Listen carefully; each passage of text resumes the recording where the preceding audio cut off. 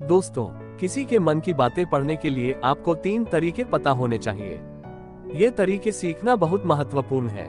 इन तरीकों को सीखकर आप आसानी से समझ सकते हैं कि कोई कैसा सोच रहा है। तो आइए मैं आपको गौतम बुद्ध की एक कहानी सुनाता हूँ, जो आपको दूसरों के मन को पढ़ने के तरीके सिखाएगी। बहुत समय पहले की बात है। एक छोटे से गांव में 2 भाई रहते थे। बड़े भाई अंधा था, इसलिए वह हमेशा घर पर ही रहता था और छोटे भाई खेती करता। हालांकि खेतों में बहुत सारे जानवर थे और उनके कारण पूरी कृषि बर्बाद हो रही थी। इससे छोटे भाई को बहुत परेशानी हो रही थी। फिर एक दिन उसे ख्याल आया कि वह अपने अंधे बड़े भाई की मदद क्यों नहीं लेता, ताकि वह खेतों से जानवरों को भगा सके। क्योंकि उसका बड़ा भाई अंधा था, वह खेत में बैठकर जानवरों की आवाज सुनते ही उन्हें डरा सकता था। इस तरीके से हमारी कृषि बच सकती थी। ये सब कुछ सोचने के बाद उसने अपने खेत में एक छोटा सा झोपड़ा बनाया और अपने अंधे भाई को उसमें रखा। उसने उससे कहा, भाई, अगर तुम किसी जानवर की आवाज सुनो तो तुम जोर से चिल्लाना। ऐसा करने से जानवर यहाँ से भाग जाएंगे। इससे हमारी फसलें बच जाएगी। बड़ा भाई अपने छोटे भाई के विचार से सहमत हो गया और खेत में बैठने लगा।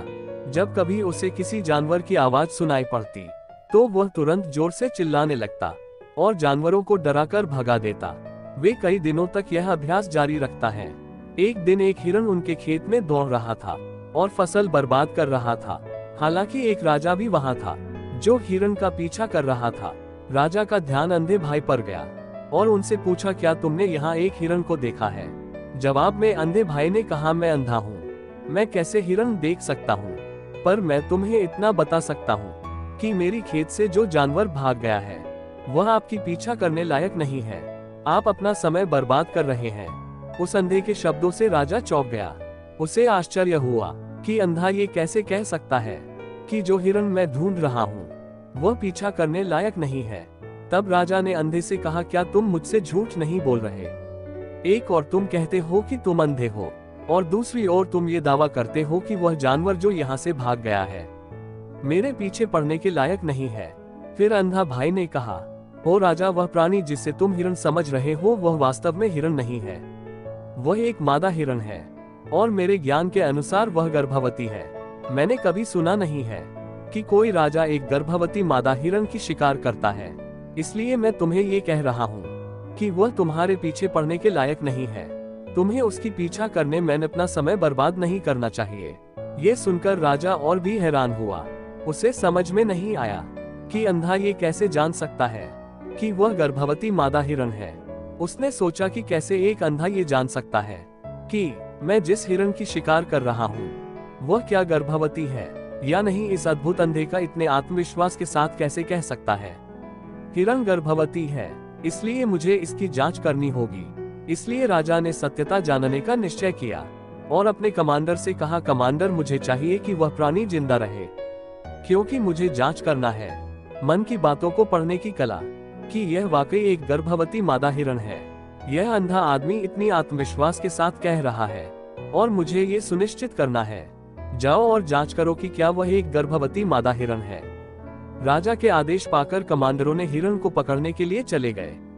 कुछ समय बाद जब वह लौटे तो राजा से कहा, राजा, यह अंधा आदमी पूरी तरह से सही कह रहा है। वह वाकई एक गर्भवती मादा हिरन है। इस बात को सुनकर राजा हैरान हो गया।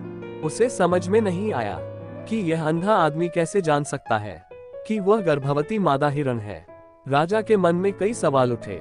आखिरकार राजा ने इस पर पूरी तरह से समझौता करने का निश्चय किया और अंधे से कहा, सुनो, मुझे यह नहीं पता कि तुम सचमुच अंधे हो या नहीं, लेकिन मैं तुमसे एक सवाल पूछने आया हूँ।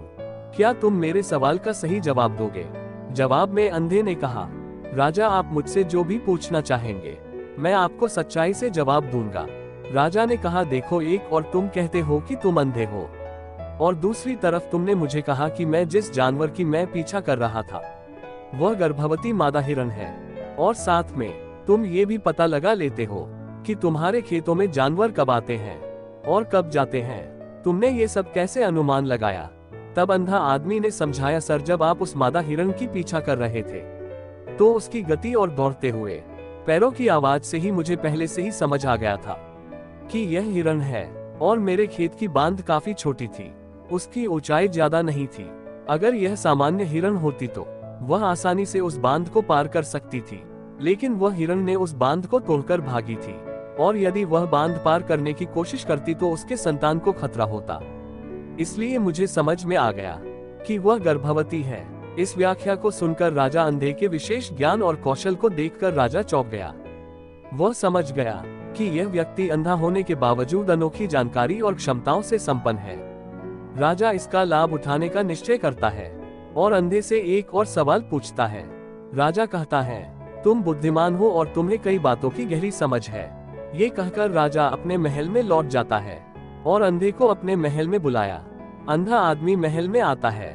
आज तुम्हें महल में बुलाया है ताकि जान सकूं कि मेरी पत्नी मेरे प्रति विश्वासी है या नहीं। अंधा आदमी जवाब देता है, हे राजन, ऐसा सवाल कैसा है? आपका विवाह कई सालों से चल रहा है और अब आप ऐसी बातें जानना चाहते हैं। ऐसे सवाल आपके मन में क्यों उत्पन्न हो रहे हैं? हालांकि राजा कहता है, तुम्हें इस सवाल का जवाब दे देना होगा। अगर तुम मुझे उत्तर नहीं दोगे तो मैं तुम्हें मृत्यु दंड की सजा दूंगा। राजा की धमकी सुनकर अंधा कहता है, बहुत अच्छा, मैं तुम्हें तुम्हारे सवाल का जवाब दूंगा। हे राजन, अगर तुम इस सवाल का जवाब चाहते हो तो तुम्हें मेरी एक सेवा करनी होगी।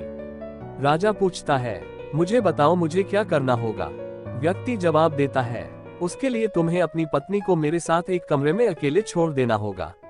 ये सुनते ही पहले तो गुस्सा होता है, लेकिन कुछ समय सोचने के बाद वह उस व्यक्ति की बात मानता है और अपनी पत्नी को उसके साथ एक कमरे में भेजने का आदेश देता है। कमांडर उस पर क्रियान्वयन करता है और अंधे आदमी और रानी को एक कमरे में अकेले छोड़ देता है।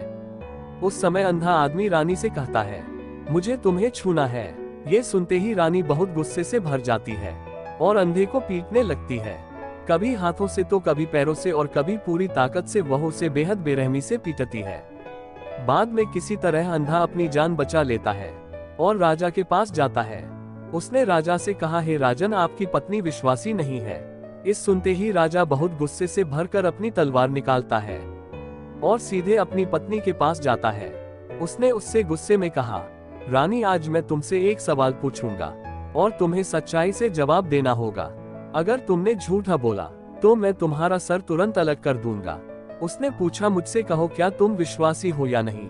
इस पर रानी ने कहा, हे राजन, तुम मुझे मार दो, लेकिन मैं विश्वासी नहीं हूँ। राजा बहुत खुश हुआ क्योंकि वह सब कुछ जो अंधे ने कहा था वह पूरी तरह से सच था। इस बात को सुनते ही राजा तत्काल अंधे के पास जाता है और पूछता है, तुमने कैसे जान लिया कि मेरी पत्नी विश्वासी नहीं है? अंधा उत्तर देता है, हे राजन, ये काफी सरल है। मैंने आपकी पत्नी से कहा कि मैं उसे छूना चाहता हूँ और वह इतनी रोष में आ गई कि मुझे मारने लगी। वफादार औरत कैसे किसी अन्य पुरुष को छूने दे सकती है? जब मैंने उससे कहा कि मैं उसे छूना चाहता हूँ, वह मुझे इनकार कर सकती थी, लेकिन उसने मुझे मारना शुरू कर दिया और उस प्रक्रिया में उसने मेरे पूरे शरीर को छुआ। अब तुम मुझसे बताओ, इस प्रकार की औरत विश्वासी कैसे हो सकती है? राजा कहता है, तुम बहुत बुद्धिमान हो, ठीक है, तो चलो आगे बढ़ते हैं। उसके बाद वह जोर से कहता है, एक और सवाल का सही जवाब दो और मैं तुम्हें यहाँ से जाने दूंगा। राजा फिर पूछता है, मुझे बताओ, क्या मैं सचमुच मेरे पिता का बेटा हूँ या किसी और का? इस पर अंधा आदमी उत्तर देता है, हे राजन, इससे तुम्हारा क्या लेना देना है? चाहे आपके माता पिता कोई भी हो, आप इस राज्य के राजा हो, तो इस सवाल को छोड़ दो। लेकिन राजा जिद करता है, नहीं नहीं, मुझे इस सवाल का सटीक जवाब चाहिए, वरना यह सवाल मुझे हमेशा परेशान करेगा।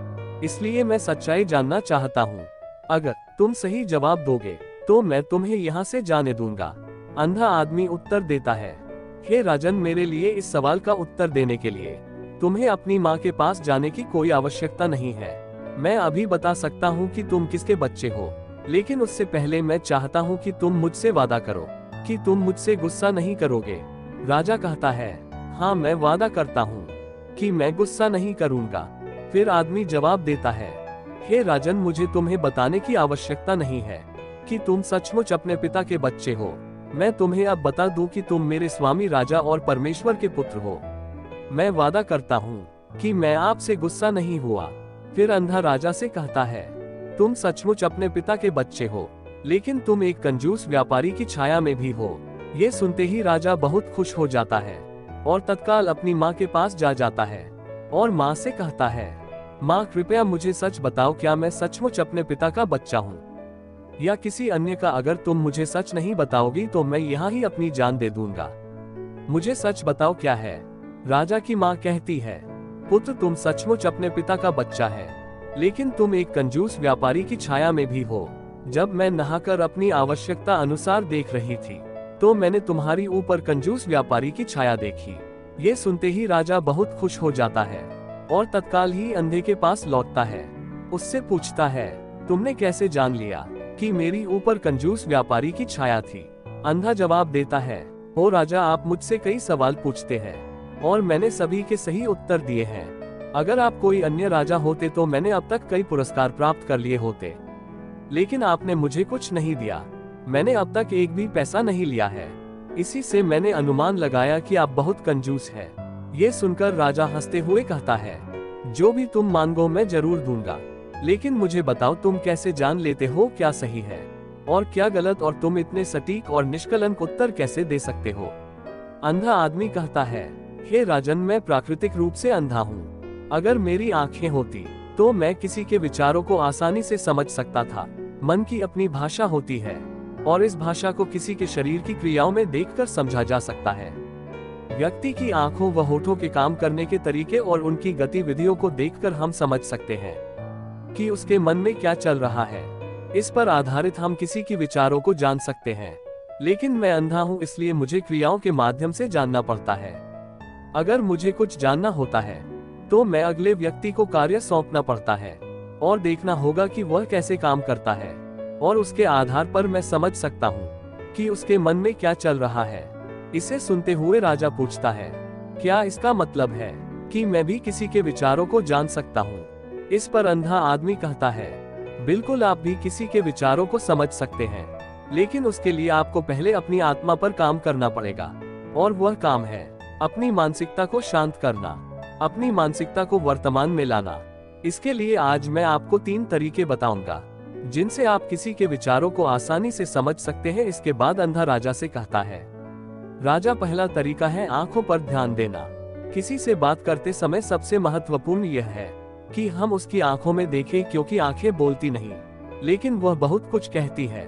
अगर हम उस व्यक्ति की आंखों के संकेतों को समझना सीख जाते हैं तो हम जान सकते हैं कि उनके मन में क्या चल रहा है, वह क्या सोच रहे हैं और वह क्या करने वाला है। मेरी अपनी आंखें नहीं है, लेकिन मैंने ये कौशल प्रिय गौतम बुद्ध से कई साल पहले सीखा था। वह मेरे शिक्षक और मार्गदर्शक थे। उस समय मेरी आंखें थी और मैं सिर्फ उनकी आंखों के माध्यम से लोगों के विचारों को समझ सकता था। इसीलिए अगर आप भी दूसरों के विचार जानना चाहते हैं तो आपको उनकी आंखों पर ध्यान केंद्रित करना चाहिए, जैसे कि उनकी निगाह वह कहाँ देख रहे हैं और किस दिशा में है। अगर जब आप उनसे बात कर रहे होते हैं उनकी आंखें इधर उधर घूम रही हो तो यह मतलब है कि वे बातचीत से बचने का तरीका ढूंढ रहा है और कोई शायद झूठ बोल रहा हो। अगर व्यक्ति सीधे नजर से टकरा रहा है तो यह मतलब है यह उसका डर है कि उनका झूठ प्रकट हो सकता है और लोग सच्चाई को जान लेंगे। लेकिन अगर उनकी आंखें बिना हिले आपको देख रही हैं तो वह शायद ईमानदार हो सकता है और उन्हें आपसे बात करना और अपने विचार साझा करना है। इसके अलावा देखें कि उनकी भौं कैसे हिल रही है। अगर वह दूसरी ओर देखते हुए उनकी भौं नीचे जाती है तो वह शायद कुछ सोच रहा है या किसी अन्य चीज के बारे में चिंतित है।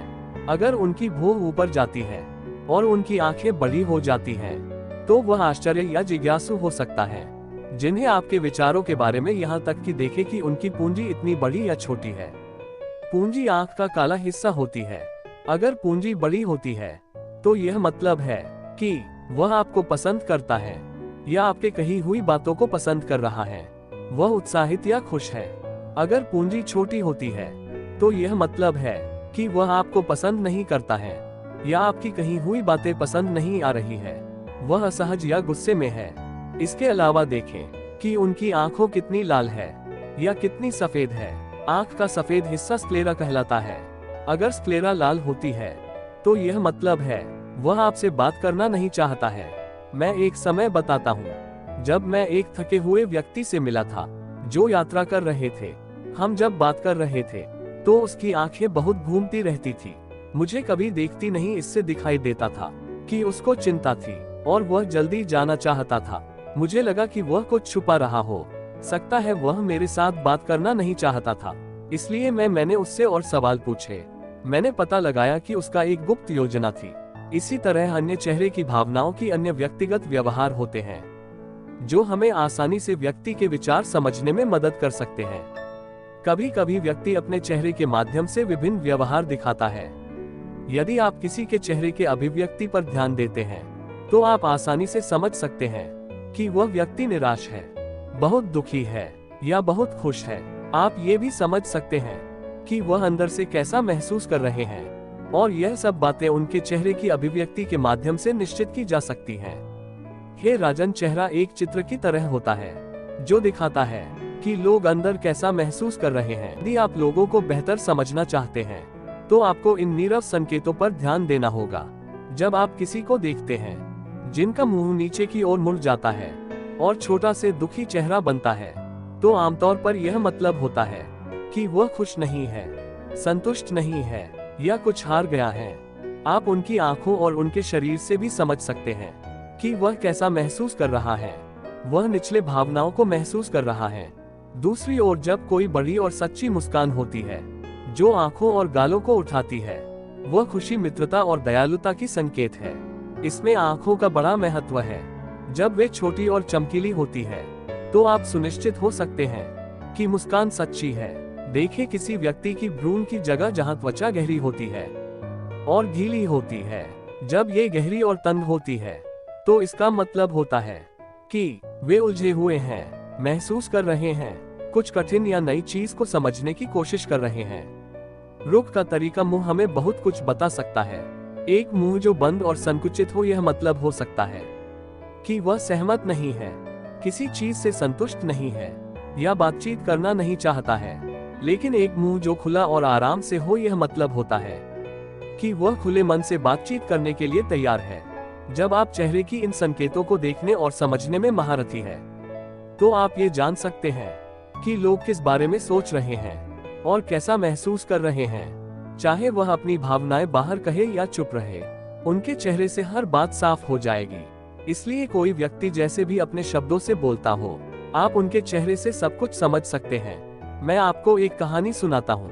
एक बार मैं एक दुखी व्यक्ति से मिला जो मेरी मदद के लिए आया, लेकिन वह ऐसा व्यवहार कर रहा था कि उन्हें कोई परवाह नहीं। लेकिन मैंने उनकी माथे पर एक छोटी सी रेखा देखी जिससे पता चला कि उनकी परेशानी क्या थी।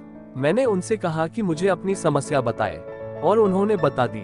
इसके बाद उनको अच्छा लगा और मैंने उनकी मदद की। एक सच्ची मुस्कान आंखों को भी खुश बनाती है। यह मतलब है कि वे खुश और दयालु है। एक उदासी मुंह की भौं नीचे जाती है, इसका मतलब है कि वह चिंतित या उलझे हुए हैं। भौं ऊपर जाती है जब वे हैरान या जिज्ञासु विचार रहे होते हैं, तो आप उनकी भावना को उनके चेहरे को देखकर समझ सकते हैं। आगे बढ़ता हुए व्यक्ति राजा से तीसरी मेथड के बारे में बताता है। हे राजन, एक और भाषा है जो हाथों के इशारों और शरीर की भाषा की। किसी के विचारों को समझने के लिए हमें हाथों की इशारों और शरीर की भाषा को समझना चाहिए। जब कोई व्यक्ति बातचीत करता है तो आपने देखा होगा कि वह अपने हाथों को हर समय हिलाता रहता है, इशारे करता है। शब्दों के अलावा उनकी शरीर की भाषा भी बड़ी भूमिका निभाती है। वह क्या सोच रहा है, ये स्पष्ट करने में हे राजन, शरीर और हाथ बिना शब्दों के बहुत कुछ कह सकते हैं। ये शब्दों की तरह बातचीत का एक गुप्त तरीका है जहां आप देख सकते हैं कि लोग क्या चाहते हैं और कैसा महसूस कर रहे हैं। वे छोटी छोटी चीजों से जो वे करते हैं। किसी को ध्यान से देखें। जब वह आपसे बात करते समय अपने उंगलियां तेजी से टैप करता है, जब उंगलियां किसी चीज पर तेजी से आवाज करती हैं, तो यह मतलब हो सकता है कि वह बोर हो रहे हैं, जल्दी में है या बातचीत जल्दी समाप्त करना चाहते हैं। इसी प्रकार महात्मा लोग आपको देखकर आपके मन को पढ़ लेते हैं और आपके मन में क्या चल रहा है, आपकी तरफ देखकर, आपके शरीर के भाव देखकर सब सही सही बता देते हैं। यदि आपने वीडियो में बताई गई पूरी कहानी को सुना है तो मैं आपसे छोटा सा अनुरोध करना चाहता हूँ। कृपया इस चैनल को सब्सक्राइब करें ताकि मैं आपके लिए ऐसे ही ज्ञान से भरपूर कहानी लेकर आ सकूं। नमो बुद्धाय। मिलते हैं नई कहानी के साथ अगली वीडियो में।